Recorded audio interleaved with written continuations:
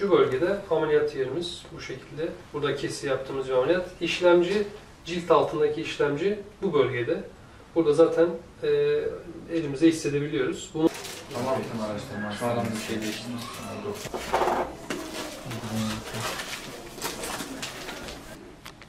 Şu an nasıl geliyor? Güzel. Şu an biraz daha iyi mi? Biraz fazla mıymış sen?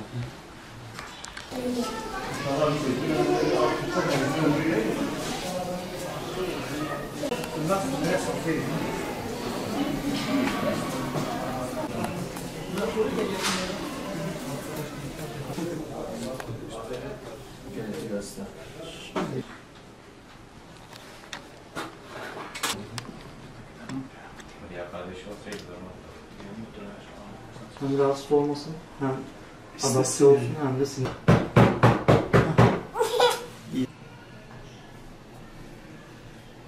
Doktor Osman Erdoğan, Şanlıurfa Eğitim Araştırma Hastanesi'nde KBB hekimi olarak görev yapmaktayım. Bugün bir ay önce gerçekleştirdiğimiz kokleer implant yani biyonik kulak ameliyatı cihazlandırma işlemini yaptık. Hastamızın ameliyat sırasında yerleştirilen iç parçası dediğimiz parça şu anda yerinde. Biz dış parçayı aktive ederek hastanın sesleri duymasını sağladık. Hasta şu anda dışarıdan aldığı sesleri bir eğitim sürecine girmesi gerekiyor. Normal konuşmalarımızı anlayamıyor ama sesleri duyuyor. Bundan sonra alacağı eğitimle de bu seslere adapte olup konuşulan kelimeleri yorumlayabilecek, anlayabilecek. Hastamız erişkin hasta. Doğuştan her iki kulağında da çok ileri derece işitme kaybı olan bir hastamızdı. Tek kulağına, sağ kulağına bu kokleer implant ameliyatı gerçekleştirildi. Ayrıca hastamızın akrabalarında da yaklaşık 5 kişide bu implant ameliyatı da gerçekleştirilmiş. Yani bunun bir genetik bir özelliği olduğunu da düşünüyoruz. Ama diğer kardeşleri şehir dışında yapılmış bu ameliyatı. Fakat biz şimdi kendisine Urfa'da bu ameliyatı yaparak ona daha kolay ulaşım konusunda daha rahat etmesini ve herhangi bir sorununda, herhangi bir kafasındaki soru işaretinde rahatlıkla bundan sonra bize başvurabilmesini sağlamış olduk. Bu tamamen ücretsiz bir şekilde